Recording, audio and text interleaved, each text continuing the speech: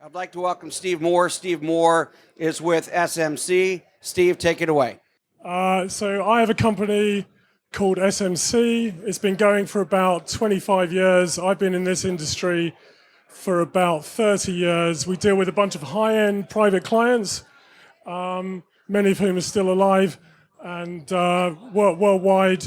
We've got a team in St. Petersburg today. We've got a team in Mallorca.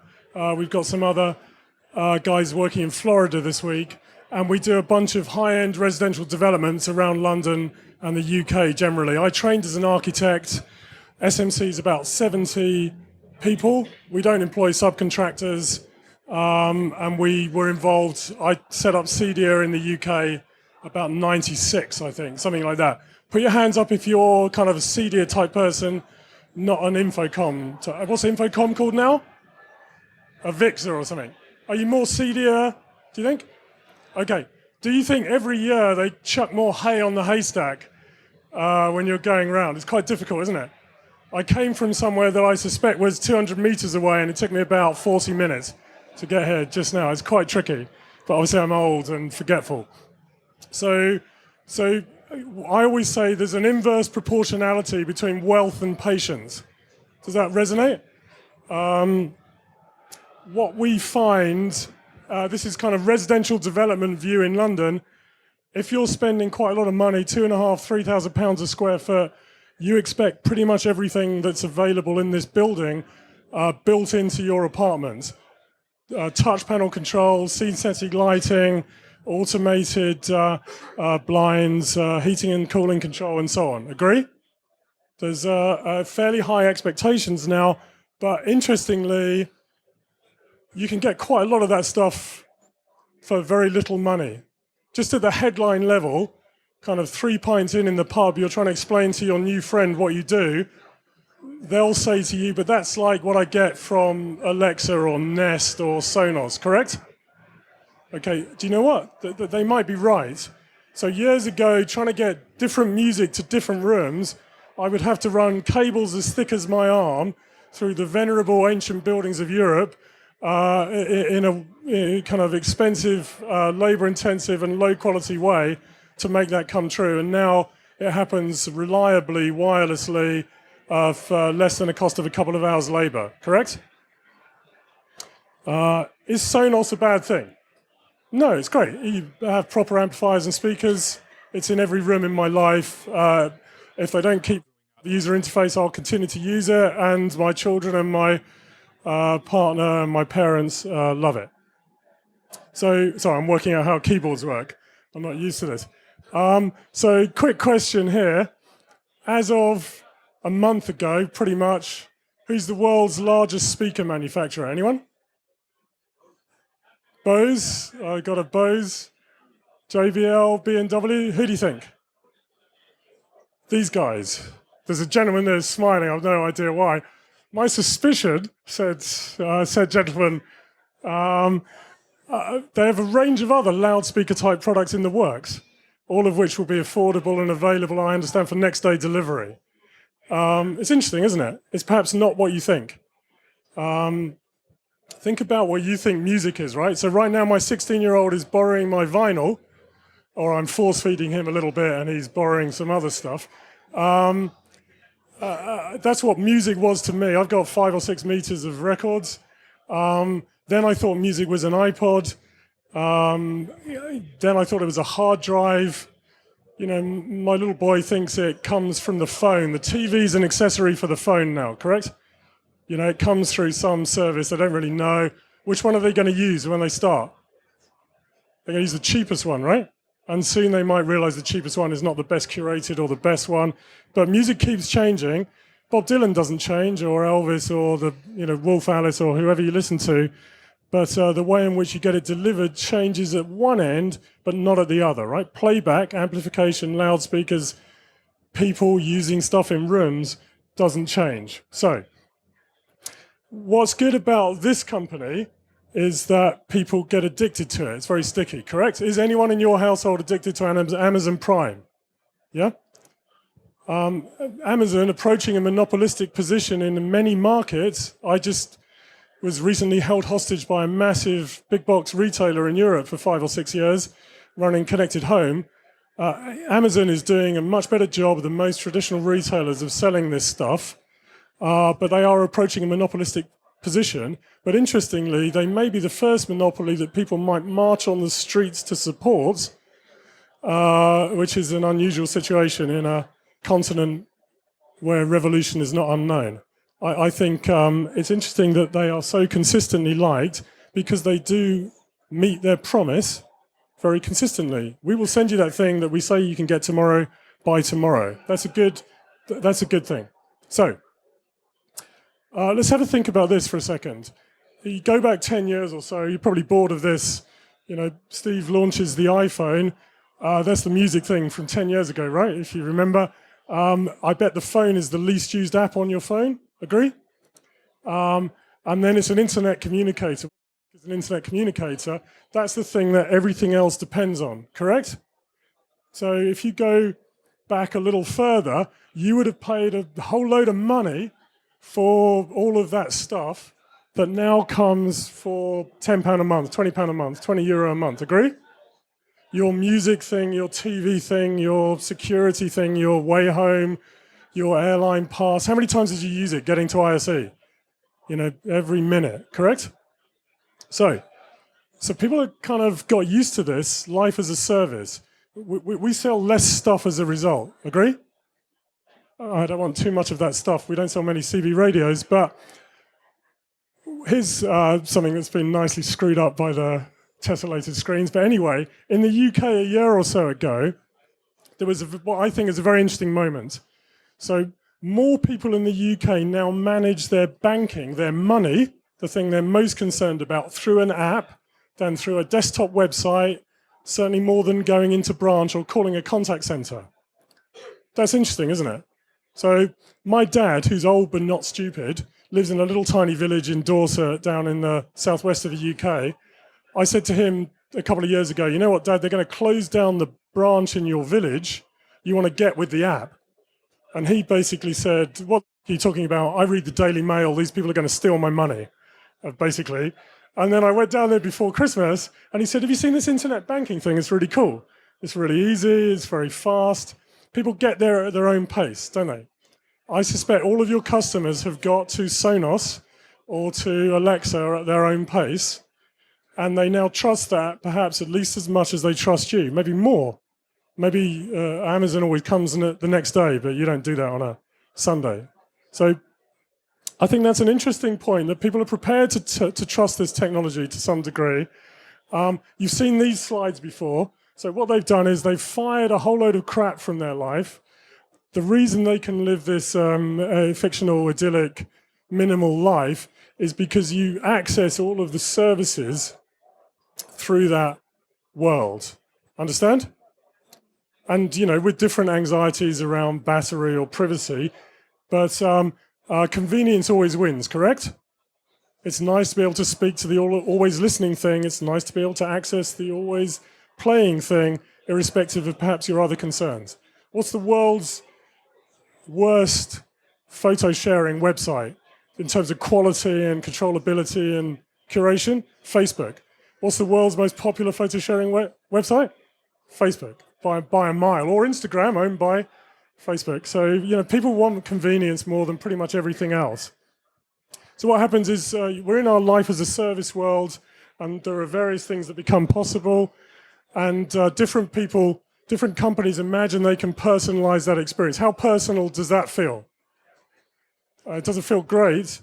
This is an example I've used before. Does anyone know this business? So this is a company in London that has some royal warrants. That means the king buys their stuff there, or the queen buys their stuff there. And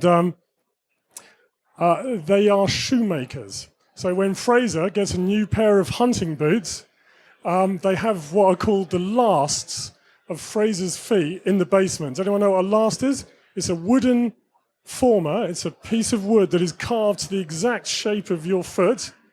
And so when you want a new pair of shoes or boots, they get it exactly right first time. And there's a range of craftsmen that are doing that. Doesn't sound very digital, although they have some interesting digital front end now. That feels more personal, doesn't it? Is that what you do with your customers? You're trying to really understand what they want, yeah? I'm pretty sure they don't deliver tomorrow, or at least on a Sunday. But I think personalization in a higher end world needs to be thought of differently. So let's think about this for a second. So who lives in the UK? Okay, or who uses Netflix, yeah? Okay, so if you use Netflix and you stop watching in the kitchen and you go to the sitting room and then you go to the train, it picks up where you left off, yeah? How can it do that? Because it personalizes the experience because it recognizes you, because you've got an account, yeah? If you've got BBC iPlayer, anyone use BBC iPlayer? Even my dad, 20 million people a week use BBC iPlayer, doesn't yet have an account function. So you can't do that. You go from the kitchen to the sitting room, you have to take that stream back to where you were, agree?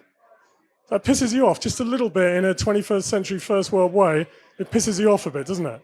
We want our service to be a bit more like Netflix, yeah? A bit less like iPlayer is right now. Okay, so, we talked about that Netflix example. So what we're seeing is some of this as a service thinking accelerating the development of new ideas. And you're starting to see some idea in app A mates with idea in app B, and you get some new thing, agree? You don't want the kind of Instagram, Tinder one, but you can imagine stuff like this, yeah? I can understand if anything's any good, I can get it immediately. Okay, I can do that for food, Just Eat or Deliveroo. And so the ideas that people were kind of familiar with spawn some new service.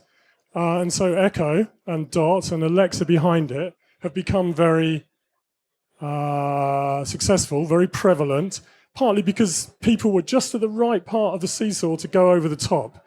Who's got Alexa in their home in some form or another? Whose kids are doing their homework on it? What's the population of China? This kind of thing. It's pretty impressive, isn't it? And it can recognize different people and different things, partly because it's got that account at the base of it. So you might have heard people say that Amazon would quite like to be the operating system for your home.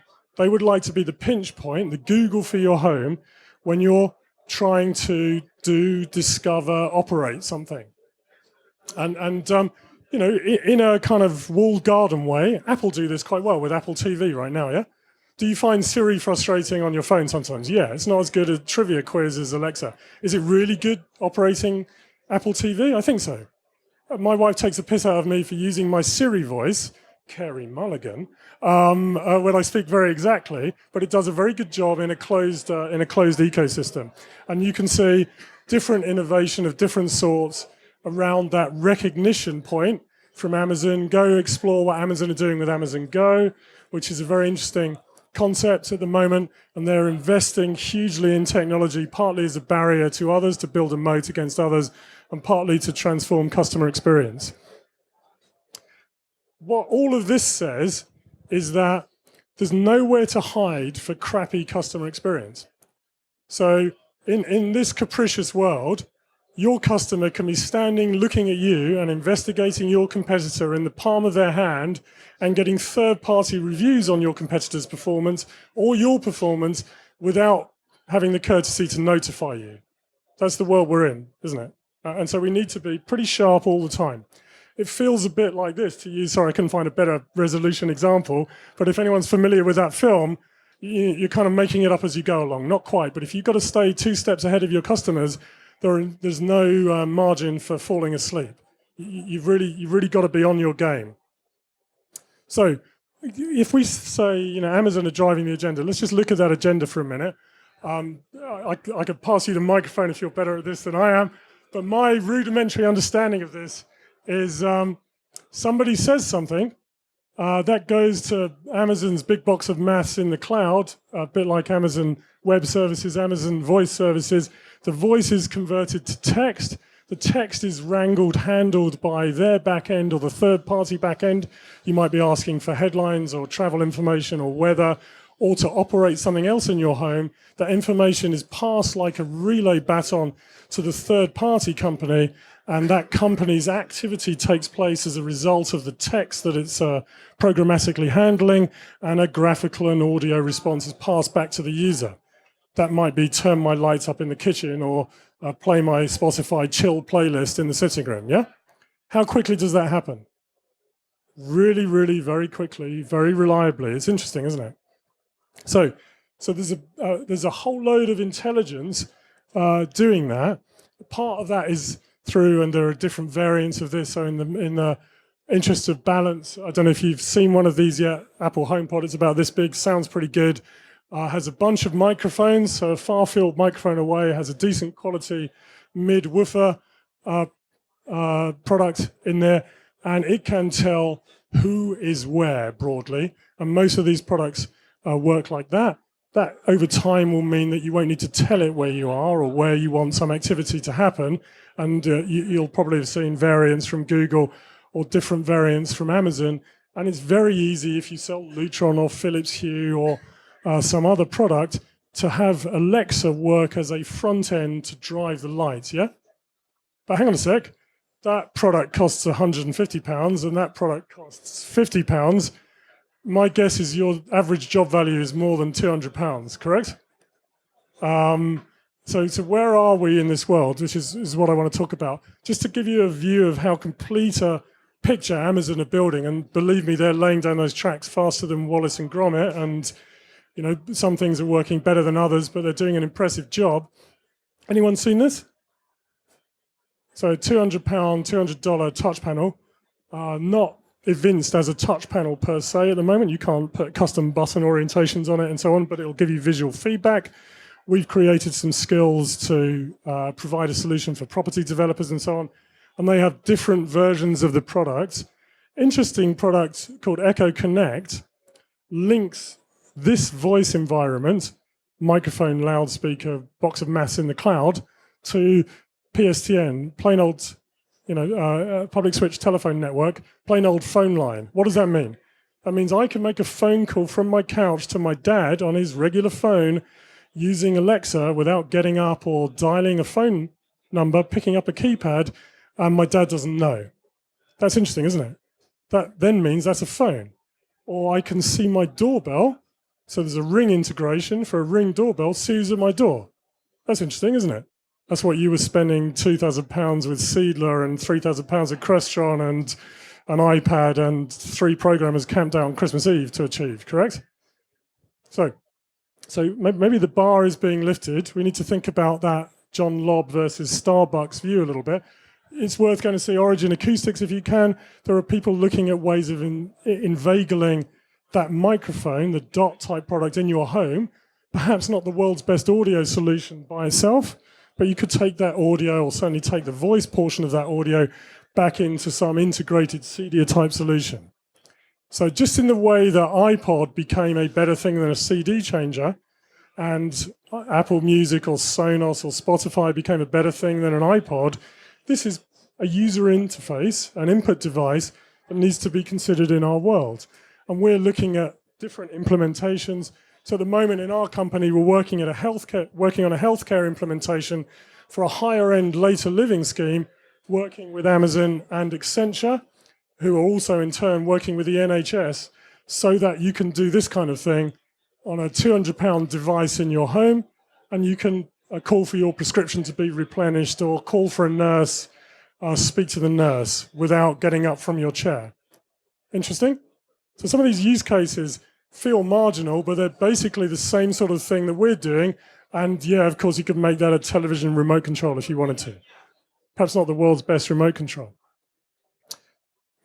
Anyone familiar with this company? This company is the company that will come and deliver all that stuff and install it for you for free.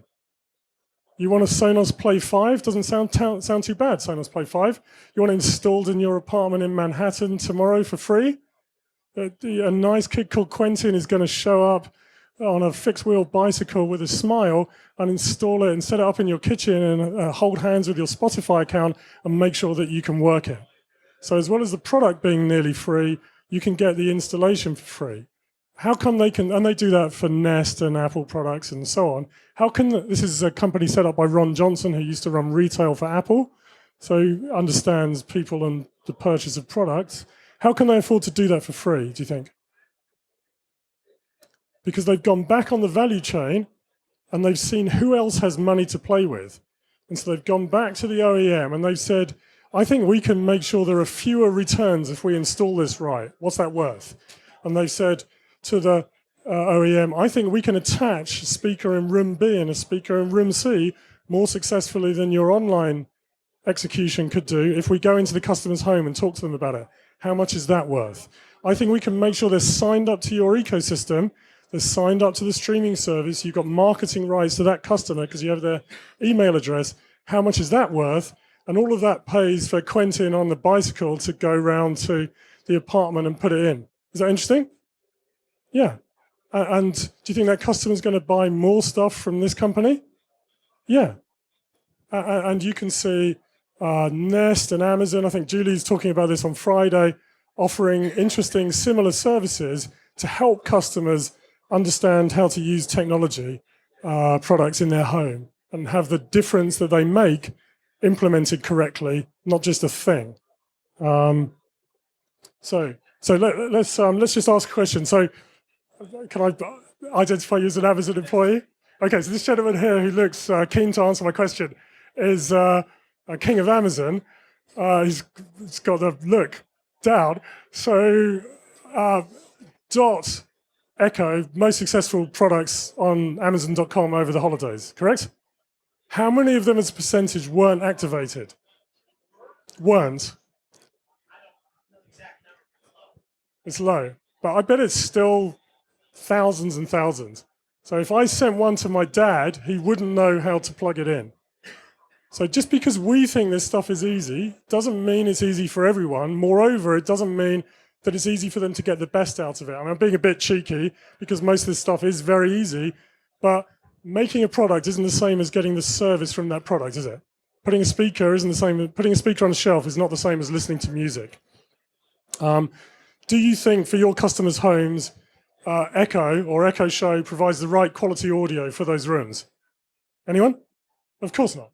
So, you're doing a different job and you're doing a better job. You might feed that from Amazon Prime Video or music service, but you want to deliver the right result. So I think our job is to help customers get a custom solution. This is not one of our jobs. I apologize. Just on the topic of TV, is TV what you thought it was? Anyone? So as an experiment, we got 3 TVs in our house and 4 children. I disconnected the coaxial connector from the TV in one of the rooms in my house. How long do you think it took for my children to notice? Because they're watching YouTube and Netflix and stuff, correct? How long do you think? They still haven't. No, not quite that bad. 7 months. 7 months. It took them. Guess what made them notice? UK viewers, sorry? It was Strictly Come Dancing made them notice. So TV advertising is back at 1985 prices. It's no coincidence that its talent shows, Did Little Jimmy Survive, Wait Until After the Break, Love Island, I've never watched it, but I understand it's very popular, sport and live entertainment, music shows, basically, that are the things that are attracting adverts, because they're the only things you've got to watch when they're on, correct? That appointment of view TV thing is gone. That's interesting, because we don't make any money on the TV, agree? We don't make much money on the services. I don't know if you've got a valuable affiliate deal with Netflix, but I haven't. And perhaps I don't need the coax cable. And this now weighs slightly more than an envelope, and you can broadly Velcro it to the wall, right? You've got to consider what your job is as a custom installer. Remember the Echo Show, how much do you want to spend for a touch panel? If your next door neighbor is a lovely person and they work really hard for their money and they know what they do, they know what you do, and they come for your advice and they've got 20,000 euro to spend, how many £7,000, £3,000 touch panels are you going to tell them to buy? Just have a think about it with a clean heart. You want to keep your soul clean. We distribute some French, very traditional switch plates. I can have 6 buttons, momentary ones. I can put Lutron or Crestron behind it. We sell more of this than anything else at the moment. It's really simple, traditional solution. People like stuff that's simple. Just because I know these tech companies get it, right? So just on my travels in the last couple of years, the tech companies obviously understand this. So this is Microsoft in Seattle. They've got a Lutron system where you can engrave the keypad, agree? But just in case, they put a printout of what the engraving could be, if you can't use that, there's a little sign because you can't use a printout, and they've got a lighting thing and a heating thing. You're not allowed to take photos at Apple, so excuse the Captain Blurry Cam photo, but this is a pretty new Apple building, and you've got a touch panel, but you've got a light switch, and you've got a heating thing and a cooling thing, both from the same manufacturer. That was a good day for the Johnson Controls rep. You could do all of that with that, right? This is real failure. So, you can do a better job of this, agree? With the products that you sell, we do different solutions from different vendors. But I think what we can do for customers is keep things as simple and consistent as possible. And the other thing that we can do is we can make sure that we show them how we really make a difference. So I believe performance is one of the things that customers are paying for right now. So at the moment in SMC, we're doing 3 party homes in Ibiza for different customers where they're spending about £400,000 on audio. People are trying to do audio and video right these days. So, if you do really good drawings, or if you can do some rendering, do some 3D rendering, or if you can do some really good renderings, you can show them how it's really going to look, right? I think that's, to a degree, that's what our industry does, right? We work with the architects and designers and understand what people want in their space, and we move it from virtual reality to what the kids call RR. Anyone know what that is? It's real reality, I'm told. So how we said it was going to look? That's how it looks. And we said it was going to perform properly, and that's how it performs. So I went to see a customer of mine this week who plays for one of the world's biggest rock bands, still touring. He's probably a little bit older than me, 55, 60. And he and another rock band customer of mine always talk about the rich man's stereo problem. Do you know what that is? Is people spend a lot of money on a stereo and then they do not know how to use it. This is the problem that we're causing ourselves, or the banana skin we're throwing in front of ourselves. We got a really nice quote from a client of ours. I know that your English is probably pretty good. You can read this. This is the line that I like. So I think we've done 4 or 5 projects for this guy. I think we've done 4 houses and 1 yacht. They all open with the same key, all the doors. Or every TV has the same remote control. The top left-hand button on that remote control does the same thing in every fucking location. Every light switch works the same. Every Sonos playlist is the same. The music synchronizes. It all works the same. And in the rooms where it needs to sound really good, it sounds really good. In the rooms where it needs to work, it works. But that's what he pays for. If it doesn't work, he wants me dead. We manage the Wi-Fi correctly, and we just put a gigabit Ethernet connection into internet connection into one of his homes, and we try and get stuff working really well. But what he likes is that he doesn't need to remember where he is. He just knows who he is, and he at some stage described himself to me and what he liked. And a bit like the shoemaker, we got that just right for him. We learned a bit on the first job, and then we sort of froze that solution, and that's what he has. And if you don't have much time, enjoying the time you do have is valuable, correct? So what I would say we can do is take advantage of all of the innovation that's happening through massively funded, much leaner, larger companies than ours, and produce a great quality customer experience for our customers. And what I like to say is it's much better to be happy than right. So if you've got the hots for some 20 grand matrix switch and some new £10,000 touch panel and some weirdo display that needs, £2,000 worth of electronic glue to go from connector A to connector Z, just look yourself in the eye and make sure it's going to work on Christmas Eve when you've never been to that house again, or something like that. Because all that guy's trying to do is watch the TV on Saturday night. And he's not as excited by the ones and zeros as you are. Add quality, not complexity. Most of that is about listening hard to the customer and understanding about what they want. We do loads of jobs where we need matrix switches and touch panel control systems. Most people's homes are not those jobs. What they want is something simple that works as you described reliably every day and performs really well. They want the rich man's stereo that you should have bought.